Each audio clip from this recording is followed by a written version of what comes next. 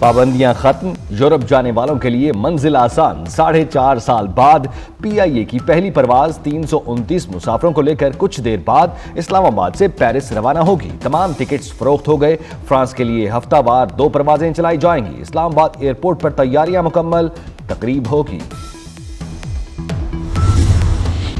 پنجاب کے میدانی علاقوں میں شدید دھند، حد نگاہ انتہائی کم۔ لاہور میں دھند سے ہر منظر دھندلا گیا۔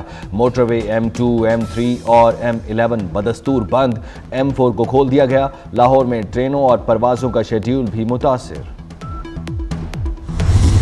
ملک میں سردی کی شدید لہر، شمالی علاقہ جات میں موسم شدید سرد، استور میں پارہ -12 تک گر گیا۔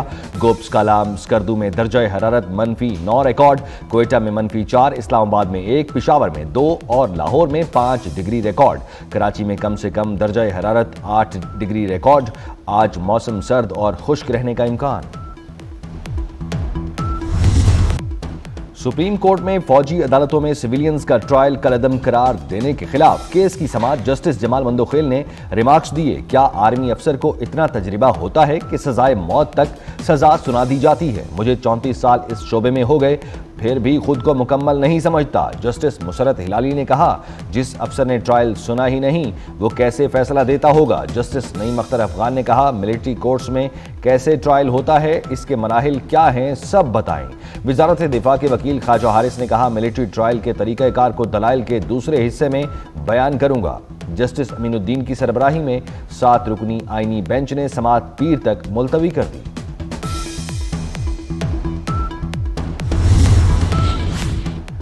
وزیر داخلہ محسن نقوی کی سربراہ JUI مولانا فضل الرحمان کی رہائش گاہ آمد۔ ملاقات میں ملک کی مجموعی صورتحال پر تبادلہ خیال، کرم میں قیام امن کے لیے اقدامات پر بھی گفتگو۔ محسن نقوی اور مولانا فضل الرحمان کا امدادی سامان پارا چنار پہنچنے پر اطمینان کا اظہار۔ محسن نقوی نے مولانا فضل الرحمان کی خیریت دریافت کی، صحت کے حوالے سے نیک خواہشات کا اظہار کیا۔ محسن نقوی نے کہا، بعض عناصر نے جان بوجھ کر کرم ایشو کو غلط رنگ دیا، صورتحال کی بہتری کے لیے گرینڈ جرگے کی مخلصانہ کاوشوں کو سراہتے ہیں۔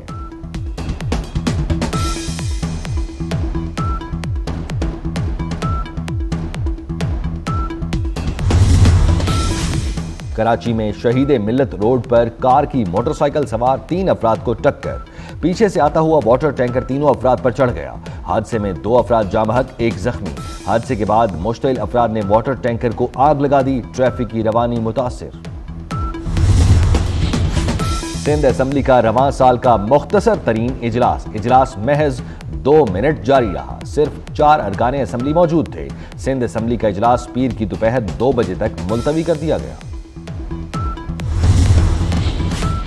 کوئٹہ کے نواحی علاقے سنجدگی میں گیس بھرنے سے کوئلے کی کان بیٹھ گئی، 12 کان پھنس گئے، 14 گھنٹے بعد بھی ریسکیو نہ کیا جا سکا۔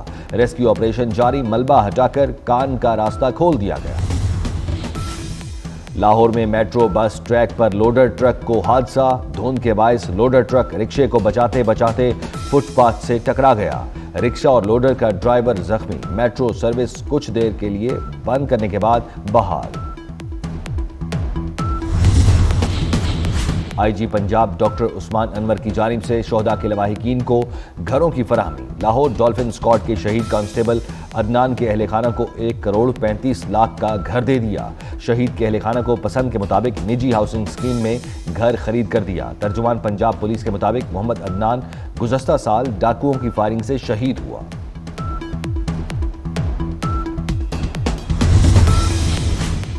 اسرائیل کی غزہ میں وحشیانہ بمباری، مزید 70 فلسطینی شہید، 104 شدید زخمی۔ اسرائیل نئے سال میں اب تک 490 فلسطینیوں کو شہید کر چکا۔ غزہ میں اربکان پناہ گزین اسکول پر حملے میں 3 فلسطینی شہید ہو گئے۔ دیر البلح میں ایک مکان پر حملے میں 5 افراد شہید ہو گئے۔ غزہ میں شہادتیں 46,000 سے تجاوز کر گئیں۔ پوپ فرانسس نے غزہ میں اسرائیلی بمباری ناقابل قبول قرار دے دی، کہا، غزہ کی صورتحال انتہائی سنگین اور شرمناک ہے۔ برفانی طوفان نے ریاست ٹیکساس، شمالی اور جنوبی کیرولائنا کا رخ کر لیا۔ متاثرہ ریاستوں میں اسکول اور دفاتر بند، بجلی کی فراہمی معطل، سڑکوں پر پھسلن کے باعث حادثات میں اضافہ، فلائٹ آپریشن بھی مکمل بحال نہ ہو سکا۔ برطانیہ میں بھی ایک اور برفانی طوفان کی وارننگ۔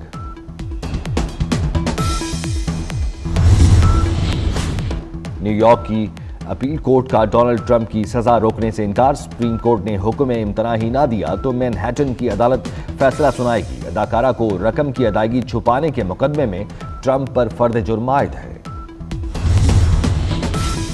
पीसीबी का पाकिस्तान स्ट्राइक फोर्स कैंप 13 जनवरी से लगाने का फैसला। स्ट्राइक फोर्स के खिलाड़ी 12 जनवरी को रिपोर्ट करेंगे। 25 खिलाड़ियों का 90 रोजा कैंप लगेगा।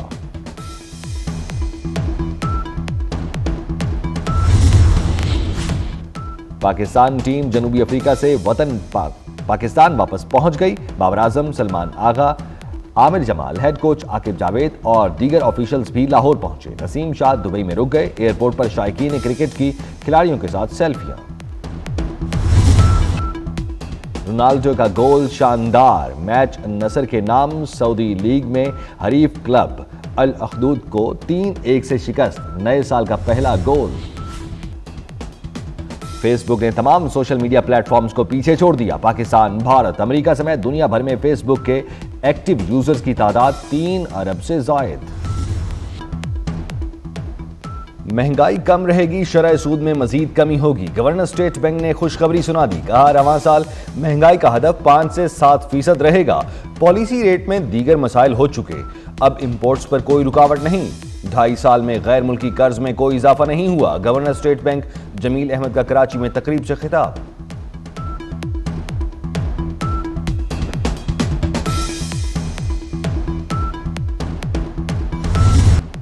अली अमीन गंडापुर से दुरुस्त एहतजाज का तरीका अपना ही लिया। विफाकी वजीर इत्तलात अता तारड़ ने कहा, 10 माह में पहली बार एहतजाज का दुरुस्त अंदाज अपनाना काबिल तहसीन है। काश 9 मई और 26 नवंबर को भी ऐसे ही एहतजाज किया जाता। मुहज़्ज़म मुआशरों में पुरअमन एहतजाज होते हैं, जिंदगी मफलूज नहीं होती।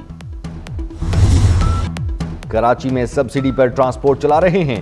रेड लाइन बीआरटी में ताखीर हुकूमत की वजह से नहीं, ताखीरी यूटिलिटीज की मुंतकिली की वजह से है। सिंध के सीनियर वजीर शर्जील मेमन का तकरीब से खिताब। कहा, कोशिश है शाहराह फैसल पर डबल डेकर बसें चला सकें।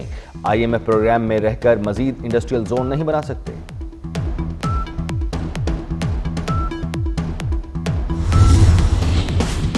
हर मदरसा अपने खातों का ऑडिट कराने का पाबंद होगा। गैर रजिस्टर्ड मदारिस 6 माह में रजिस्टर्ड होंगे।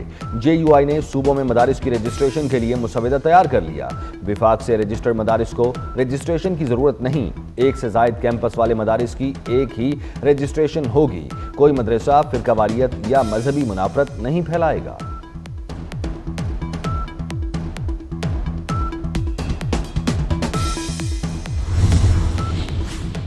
कराची सबसे ज्यादा टैक्स देने वाला शहर बन गया। FBI की मजमूई टैक्स वसूली में कराची का हिस्सा 46%। शहर कायद ने ड्यूटीज और टैक्सेस की मद में 4,253 अरब रुपए इकट्ठे किए। माली साल 2024 में मजमूई टैक्स वसूली 9,299 अरब रुपए थी। कराची कस्टम ड्यूटी की अदायगी में सर फहरिस्त। मजमूई कस्टम ड्यूटी की वसूली में 77% रहा। और फौज के खुफिया एजेंट का इंसानी स्मगलर्स के खिलाफ ऑपरेशन। हॉलीवुड की action film a working man का ट्रेलर जारी। फिल्म 28 मार्च को रिलीज की जाएगी।